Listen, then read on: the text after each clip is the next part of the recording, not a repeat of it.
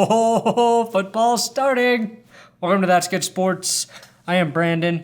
I'm not going to Broncos training camp because they forbid me from wearing short shorts on the job, perna. If this is considered too short, I don't want to be there anyway. The good news, besides not having to stand outside in the 100-degree weather to watch players practice and pretend to know what I'm seeing, is thanks to Twitter, I can learn everything I need to learn from home while watching Good Morning Football, where Kyle Brandt looks better than ever. As you can see, his Broncos hat is slightly cocked to the right side, which does in fact mean Brandt is in a gang.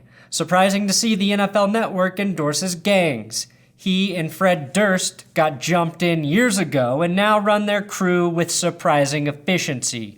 If you see bathroom graffiti that reads, "The Flat-Brimmed Dursty Boys," you know it's Brandt and Durst's gang.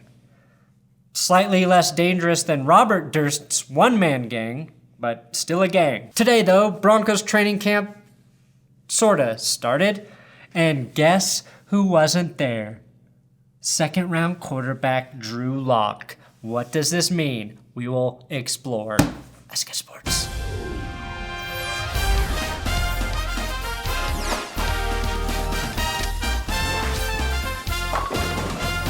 Please subscribe to this YouTube channel if you like football coverage. Also, Will Keys and I do a podcast on my second YouTube channel, That's Good Podcasts. Check it out there. Also, Podbean, iTunes. It's called the That's Good Sports Podcast. 2 days ago, there were rumblings that both of the Denver Broncos' second-round draft picks, lineman Dalton Risner and quarterback Drew Lock, would hold out over contract negotiations. Then yesterday, Risner went ahead and signed his standard rookie deal worth a little more than $7 million with a $3.2 million signing bonus. Risner's agent was essentially trying to wait for Lock's agent to get their deal done so he could ensure that Risner would make slightly more money than the player he was selected ahead of in guaranteed money in Drew Lock. Lock's agent is seeking a bigger deal, or as Mike Klis put it, a quarterback premium for Lock, which also, according to Klis, hasn't been granted to a quarterback in the last 5 years. What is a QB premium? It's a fucking haircut in a Hong Kong airport. Does this look like a cheap haircut? Does it? No. They said he'd refuse to be a mentor. A QB premium is exactly what Joe Flacco used to become elite. So it looks like Flacco has already taught Lock more than we realized.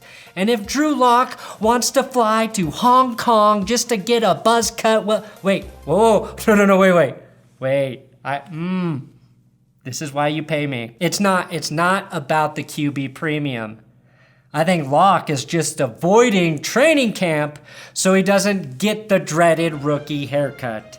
If that's not the truth about QB premiums, then we're simply just witnessing a good old-fashioned pissing match between sports agents that makes the players they represent look greedy. Should Drew Lock make more money because he's a quarterback and because he may start this year if Joe Flacco gets hurt? Yes. Should Dalton Risner make more money because he was drafted ahead of Drew Lock and will definitely start this year? Yes. Is there really a fair way to pay two players that were drafted back-to-back, though? If I'm John Elway, I'm definitely selling the fact that the trade that got them Drew Lock was a last-minute deal and only happened because he negotiated an extra chicken-egg salad sandwich in the deal. A real chicken and egg scenario here. What came first, the chicken or the egg? I've always said a chicken has to come to make an egg, so you'd think Lock will get slightly more guaranteed money than Risner.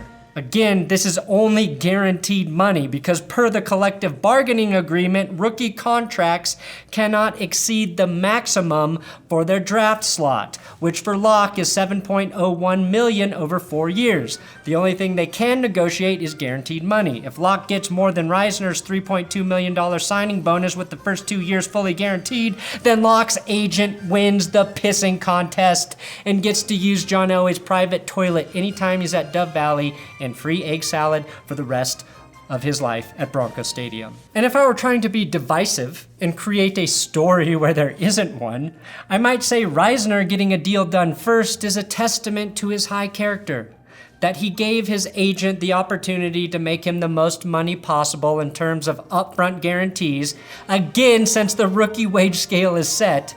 But there was no way in hell our big, beefy Colorado man was going to miss a single day of training camp in the greatest state on earth, Colorado. Drew Lock, on the other hand, a noted rich kid, although that might be relative to Missouri, he's got something to fall back on. Although you don't get rich by accepting less money than you're worth, which is why I told the NFL Network thanks but no thanks until they can pay me 1 cent more than Adam Rank. What was I saying? Oh yeah, Drew Lock, a known Kansas City Chiefs fan, is doing everything in his power to betray and destroy the franchise he grew up hating by holding out and trying to bankrupt an organization that's actually proved it can win a Super Bowl. Every day of practice Lock misses leads me to believe he is the next Josh McDaniels, a mole sent by a rival to tear apart the organization from within.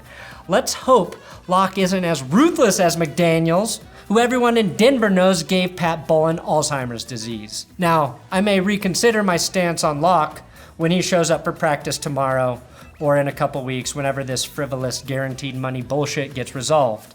Today was just medical evaluations and a team meeting.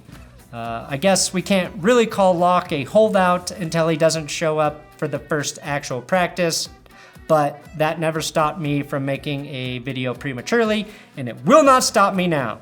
And just like a Kansas City Chiefs lover would do, Drew Lock signed a 4-year deal with the Broncos while this video was 90% complete. So good news is Drew Lock is not like Josh McDaniels. He will be at training camp. He's not a holdout. The bad news is everything I said earlier in this video was a complete waste of your stupid time. Did Drew Lock get more guaranteed money than Dalton Risner? Don't know, and unless I can find a tweet before I leave for my sister's birthday dinner, you won't know either. Yeah, I really gotta go to her birthday dinner, so I'm trying to get this fucking video done.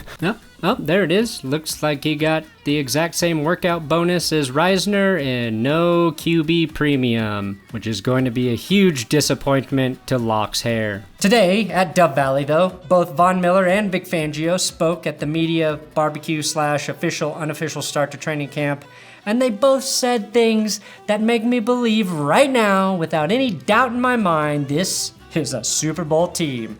Something we can all unequivocally and unapologetically believe in until September. Don't believe me? What do you take away from this Vic Fangio quote? When I first went to the Saints in the mid-'80s, we had an 80-yard grass field. We had no cafeteria.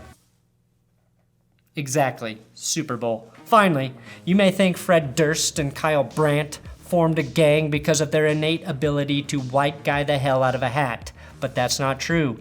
They united because both of their last names have T's where they don't fucking belong. And that's exactly why Mike Vanderjagt is also part of their gang. They called him the Fred Durst of special teams, and now he carries out all of the hits for the most ruthless bathroom gang on earth, the flat-brimmed Dursty Boys, who will Vanderjagt you into last week. And their biggest secret? Vanderjagt means French kiss. And that is your first real football news of the season. Sorta. Thanks for watching another episode of That's Good Sports. Please subscribe here on YouTube. We do multiple football videos every week, so you gotta check back frequently. I'm on Twitter, Instagram, at Brandon Perna, and Will Keys, my writing partner. He's on Twitter, at WillKeys6. Please follow him there and let him know you love that he helps me so much.